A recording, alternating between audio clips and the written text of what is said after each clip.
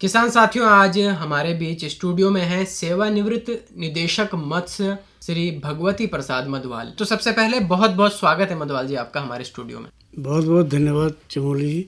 मधवाल साहब, अगस्त सितंबर में अक्सर मछली पालन के लिए बीज तैयार किया जाता है, विभाग द्वारा किसानों को बीज उपलब्ध कराया जाता है। तो सबसे पहले यही आपसे जानेंगे कि किस तरह से ये बीज तैयार होता है और उसके बाद कैसे ये किसानों को मिलता है। चमोली जी, जो हमारा ये उत्तराखंड राज्य है, इस उत्तराखंड राज्य में जो है कुछ तो मैदानी इलाका है, जनपद देहरादून का, जनपद हरिद्वार का, जनपद उधम सिंह नगर का, और कुछ जिले मतलब 5 जिले लगभग मैदानी के, और बाकी के जिले हमारे पर्वतीय इलाके के आते हैं, जिनमें शीत जल मत्स्य की ठंडे पानी की मछलियाँ पाली जाती हैं। जो मैदानी इलाकों में जो हमारी भारतीय मेजर कार्प मछलियाँ हैं, रोहू, कतला और नैन, इनका प्रजनन होता है जुलाई अगस्त के महीने में।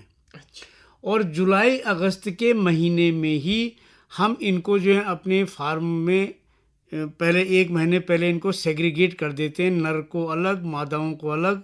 उसके बाद उनका खाना, उनको अच्छी तरह से फीडिंग कराते हैं और तब उनको कैप्टिव ब्रीडिंग करवाते हैं। हम एक हैचरी जो बनाई रहती है, उस हैचरी में हम उसमें ऐसा वातावरण क्रिएट करते हैं जैसे बारिश का आना, और बारिश में ही जो है के सीज़न में ये मछलियाँ ब्रीड करती हैं। तो कैप्टिव कंडीशन में हम पूरा बनाते हैं उसमें, ताकि हमको शुद्ध मत्स्य बीज प्राप्त हो सके जी। इसके लिए हम ये करते हैं कि 4 नर मछलियाँ और उनके साथ जो है 2 मादा मछलियाँ लेते हैं, और उनको जो है आज शाम को हम इंजेक्ट कर देते हैं इवनिंग टाइम में, और 24 घंटे हम उनको उस कंडीशन में, और तो उसके बाद देखते हैं कि वो नर मछलियाँ हैं वो मिल्क सीक्रेट करती हैं और मादा मछलियाँ अंडे को सीक्रेट करती हैं एक साथ ही। और उसके बाद जो अंडे हैं वो प्राकृतिक रूप से फर्टिलाइज होते हैं, और फर्टिलाइज एग हमारे छोटे जो पॉन्ड्स बने हुए हैं उनमें चले जाते हैं। फिर उसके बाद ये होता है कुछ समय तक तो उस अंडे के अंदर ही जो वो खाद्य पदार्थ है, वो जो फर्टिलाइज एग उसको लेता है, और उसके बाद वो फूट जाते हैं। 48 घंटे के बाद वो योक सैक ख़त्म हो जाता है, और वो जो है निकलते हैं छोटे छोटे फ्राइज उन मछलियों के निकल आते हैं। और उसके बाद हम उनको छोटे छोटे नर्सरीज में डाल देते हैं, और उसके बाद उनको खाद्य देते हैं, महीन जी प्रोटीनियस फूड, और उसके बाद उनमें जो मत्स्य बीज तैयार हो जाता है। तो लगभग कितना समय मधवाल जी इसमें लग जाता है पूरा बीज किसानों तक पहुंचाने तक में? तो इसमें यह है कि हम लोग कम से कम जो है 1 सप्ताह का समय मत्स्य बीज को पूरा ग्रोथ होने में लग जाता है। उसके बाद जब उसका हम मत्स्य बीज हमारे पास एकत्रित हो जाता है, कृषकों को जो सरकारी वाहन है, सरकारी वाहन से उनके तालाबों तक भी पहुंचाया जाता है। कुछ कृषक जो बड़े उद्यमी हैं वो स्वयं भी आकर मत्स्य बीज को ले लेते हैं। मत्स्य बीज की जो पैकिंग होती है वो पॉलीथीन में की जाती है, आधे में पानी भरा जाता है, आधे में ऑक्सीजन रहती है, उसमें बैग में पैक करके उसको तालाब तक ले जाते हैं। तालाब हमारे पहले से तैयार किए हुए रहते हैं उनके कृषकों के। उसके बाद हम उसकी कंडीशनिंग करते हैं, उसको उसके पानी को उसमें मिक्स करते हैं, ताकि एब्रप्टली उसमें नहीं डालते मछली, ताकि मरे ना।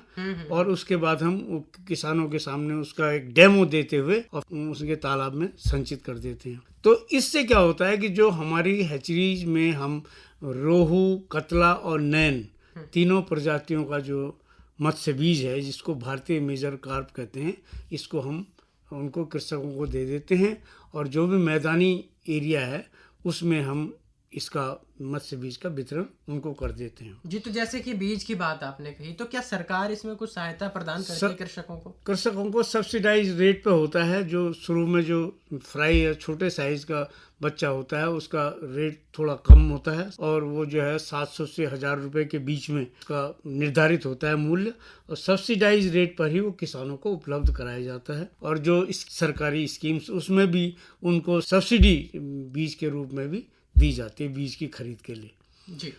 लेकिन अब जो हमारे पर्वतीय भूभाग है उसमें जो विदेशी कार्प है वो उसका जो ब्रीडिंग भी इसी समय होता है। अच्छा। और उसकी जो चाइनीज कार्प को हम पर्वतीय इलाकों में के लिए वो अच्छी रेसिस्टेंट होती है और कम तापमान में भी सरवाइव कर जाती है इसी समय। अच्छा। दिसंबर जनवरी के महीने में पर्वतीय क्षेत्रों में जो ट्राउट मछली है ठंडे पानी की, उसका प्रजनन करवाते हैं। और ट्राउट मछली का प्रजनन भी हम अपनी जो है हैचरीज पे करवाते हैं, चमोली में और रुद्रप्रयाग में इसका काफ़ी बड़ा जो प्रजनन केंद्र खोला हुआ है। तो उनमें जो है प्रजनन करवा के ट्राउट का फिर पर्वतीय इलाकों में हम फिर कृषकों को देते हैं। इस इंड्यूस्ड ब्रीडिंग के उसका जो कृषकों का सबसे बड़ा फायदा ये होता है कि हमको शुद्ध संकर प्रजाति का मत्स्य बीज हम किसानों को उपलब्ध कराते हैं, ताकि उत्पादन मछली का अच्छा हो और उनको अच्छी आय प्राप्त हो सके। जी अच्छा मधवाल साहब, जैसे कि जो हमारे किसान साथी इस समय मछली पालन कर रहे हैं, तो क्या वो अपने तालाबों में भी बीज बना सकते हैं? बिल्कुल, उनको जो है हम ट्रेनिंग देते हैं कि वो अपनी छोटी मिनी हैचरी खोलकर दी जाती है कि किस प्रकार से हम मछलियों को सेग्रीगेट करेंगे। अधिक से अधिक वो मछलियां अपना बेच देते हैं और कुछ ब्रूड स्टॉक, कुछ नर और मादा मछलियां इस प्रकार की अपने पास रख लेते हैं जिनको कि वो ब्रीडिंग अपने सामने करवा सकें शुद्ध संकर प्रजाति का। तो उसकी भी ट्रेनिंग जो है विभाग उनको देता है मत्स्य पालकों को। ये भी इससे भी मतलब किसानों को दोहरा लाभ होता है। एक तरफ तो आपने मछली भी बेची पहले, और दूसरी बार जब ब्रीडिंग सीजन आया तब आपने मत्स्य बीज का भी विक्रय किया। जी मधवाल साहब, काफ़ी विस्तार से आपने बताया कि किस तरह से किसान साथी बीज प्राप्त कर सकते हैं। अब थोड़ा सा मछली पालन के बारे में जान लेते हैं कि किस तरह से मछली पालन हमारे कृषक साथियों के लिए लाभकारी हो सकता है। देखिए, ऐसा है कि मत्स्य पालन एक ऐसा व्यवसाय है कि जो मैदानी भूभाग है, 9 महीने में मछली जो है मार्केटेबल साइज में आ जाती है जी। और उसकी जो आमदनी है, क्या होता है कि अगर उतने ही एरिया में अगर आप गन्ना लगा दें तो उससे कम से कम जो है 10 गुना अधिक उसकी आमदनी होती है। तो बहुत सारे उधम सिंह नगर में, काशीपुर में बहुत सारे ऐसे लोग हैं जिन्होंने कि अपने काफ़ी अच्छे पॉन्ड बनाकर बहुत अच्छी इससे इनकम की है। तो किसानों को अपनी आय को डबल करने के लिए मछली पालन तो है ही, इसके साथ ही साथ वो मुर्गी पालन कर सकते हैं, उसके आसपास बत्तख पालन कर सकते हैं। बत्तख पानी में रहती है, बत्तख के अंडे बहुत महंगे बिकते हैं और अगर अच्छे साइज का हो तो 20-20, 25-25 रुपए भी लोग बेचते हैं। जी जी। तो मछली पालन, बत्तख पालन, मुर्गी पालन और जहाँ पानी होगा वहाँ सब्जियाँ, तो ये सब जो मल्टीपल प्रोजेक्ट होता है पानी के साथ साथ वो भी करते हैं, जिससे कि किसानों को बहुत अधिक फायदा होता है। जी मधवाल साहब, जैसे कि कई बार हमारे जो किसान साथी नया मछली पालन का व्यवसाय शुरू करना चाहते हैं, कई बार उनके मन में रहता है कि क्या कहीं व्यवसाय में कुछ नुकसान ना हो जाए, तो क्या कुछ ऐसी समस्याएं भी आ सकती हैं? हाँ, ये कभी कभार ऐसा हो जाता है कि जैसे बहुत अतिवृष्टि हो गई कहीं पर और उससे क्या होता है कि कहीं तालाब बह गया पहाड़ों में, या कहीं पर जो है प्लेन्स में इस तरह से हुआ कि साहब बहुत ज़्यादा बारिश से हो गई और उसका बीज इधर उधर चला गया। तो ऐसे में फिर ये होता है कि उस तालाब की इंश्योरेंस होती है, उसको इंश्योरेंस भी की सुविधा उनको दी जाती है। अगर लॉस होता है तो उसको उसकी प्रतिपूर्ति की जा सके। हालांकि ऐसा बहुत रेयर होता है, नहीं तो जो है सामान्यतया अगर मछली पालन का व्यवसाय चल रहा है तो उसमें शुद्ध रूप से फायदा ही फायदा है। जी। कुछ रोग वगैरह भी मछलियों को लग सकते हैं? रोग लगते हैं, मछलियों में होते हैं, लेकिन यहाँ पर जो हमारा भौगोलिक वातावरण है पर्वतीय क्षेत्रों का, और इसमें तो लगभग यहाँ पर इतना अच्छा साफ सुथरा पानी है कि मछली के रोगों की संभावना नेग्लिजिबल है, बहुत कम रोग होती है।